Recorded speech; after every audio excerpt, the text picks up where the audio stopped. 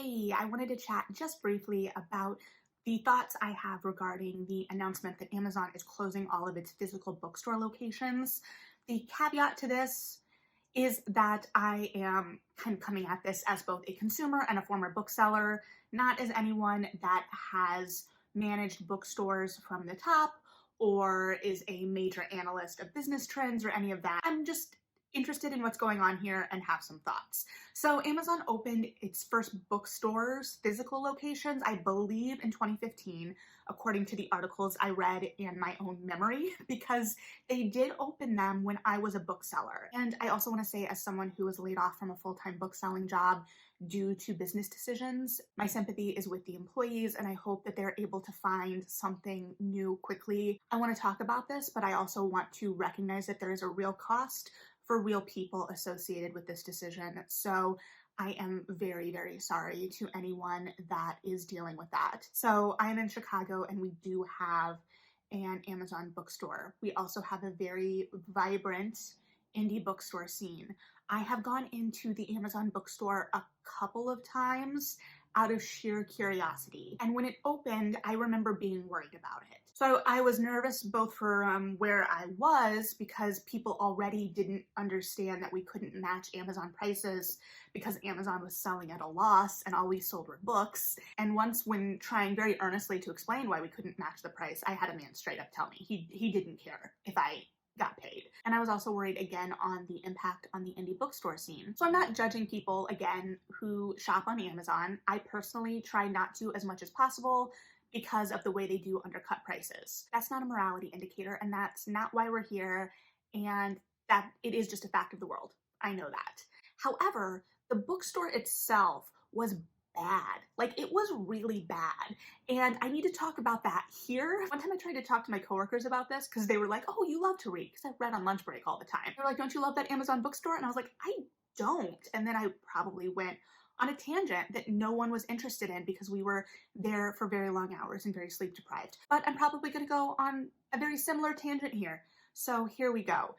As much as I was worried about this store being legitimate competition, as a reader, the store was so uninspiring to me. It made me think about curation in a way that I hadn't actually actively thought about to that depth, and it kind of felt like a less inspired airport bookstore without the captive audience. So when it launched, one of the big selling shticks was that all the books were going to be phased out. And there's only so much space in the store, so that's automatically going to limit the number of titles you can carry. So I went in with my mom one time, probably a relevant detail, but doesn't matter. I went immediately to the children's section because I was kind of trying to get a sense of the store, and that I knew was going to be where I could get a sense the quickest. And immediately I saw like these early readers faced out. And I'm talking like those floppy books for like children when they're first starting to read to themselves that have like different levels on them. And at places like Barnes & Noble, you're going to see them in a waterfall, kind of like stacked on top of each other, so that they're facing out, but they're also very condensed in terms of space because there's a lot of them. And so in this store, they were faced out as like very independent titles, taking space away from other books, picture books, early read chapter books. Another thing I noticed right away was in the middle grade and young adult sections, there would be like number 2 or 3 of a series, and none of the rest of the series would even have an indication that it existed. So you just had this very scattered curation of titles, and everything seemed to be pulled from their Amazon ratings, right? It would often have an Amazon review on like a little electronic card, which honestly I thought was a nice touch, but it seemed like they were only interested in carrying books that had like 4 or 5 stars. They wanted like the 5-star books. And so you were only going to be getting the kind of most massively popular titles, which is good in the sense that you want to have the popular titles in stock, of course, but at the same time, there's a lot of really compelling, interesting, engaging titles that are going to be a little bit more divisive because they're not going to appeal to everyone. And so the rating is going to be a little bit lower and you're not going to see it in the store. Honestly, I often felt like the curation in Target felt a little bit more intentional at a certain point than in that store. I was never tempted to go in. Additionally, it felt like the whole store existed to get me to go in to look at devices, not to buy books. And I say this for a couple reasons. One, the prominent merchandising of the devices. And I get it, you want to put your big ticket items out and customer facing, but they had like kitchen gadgets and just like very weird things for a bookstore. Like I could even see you make the argument for the Alexas in the bookstore because you could have them read to you from Audible. I get it. But some of the things that they were featuring, especially even in window displays, I was just like, I don't know. And then when I would go into the store, the only time I was greeted or interacted with employees was when I got too close to the devices. And hey, I get it. I don't necessarily want to be talked to by an employee every time I go into the store, but I didn't even like get like that Midwestern like head nod that's kind of like, I'm here, I see you, I acknowledge you.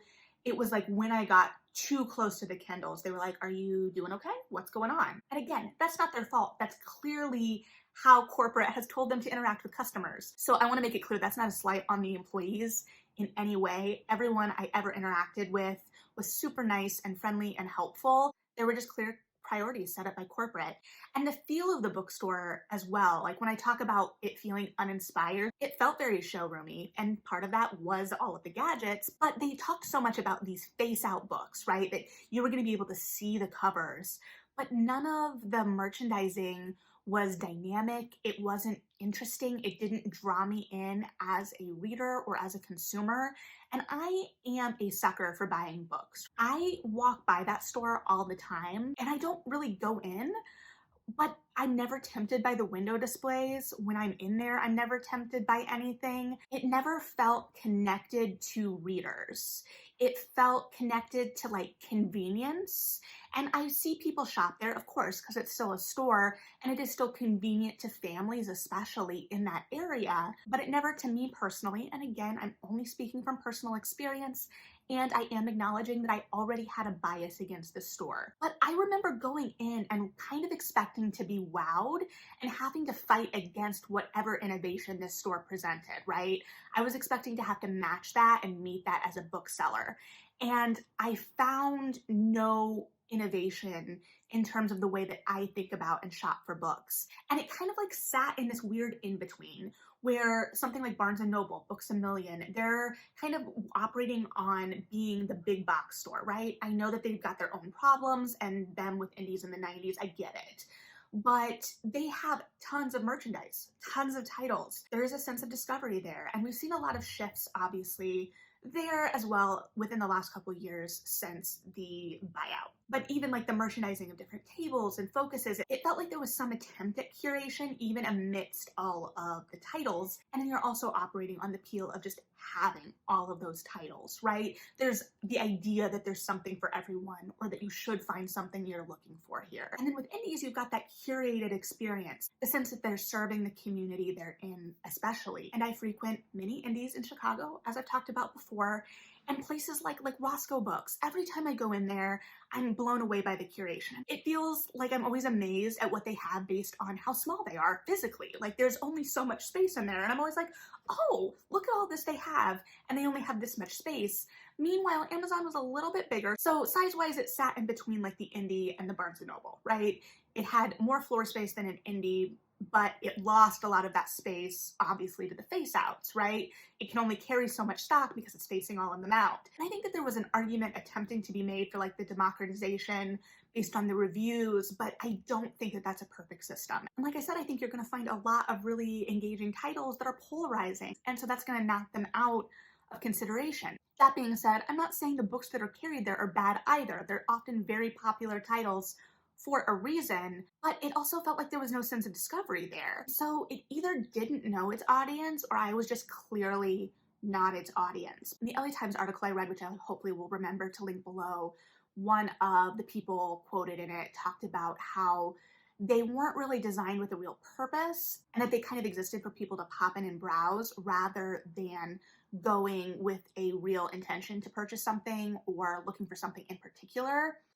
And I both agree and disagree with this because yes, mission to buy, but I think a real strength of bookstores still is that browsing.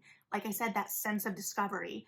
Yes, oftentimes you may be going in looking for a specific title, especially if you've been spending a little bit too much time on TikTok.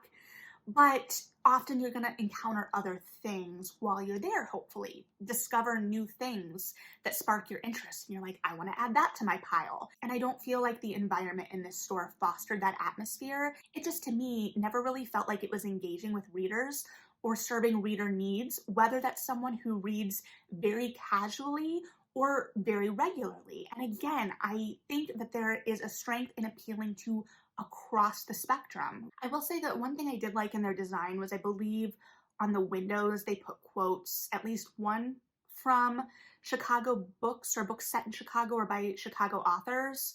I believe there are multiple, but I believe one of them, for the Southport store at least, was Time Traveler's Wife. And I was like, really? That's what we're gonna pull? It felt like just a very odd choice, which is how I feel about a lot of the choices, I guess, in that store. But I did appreciate the attempts at personalization to the communities they were in. But honestly, I think that that's where that personalization ended.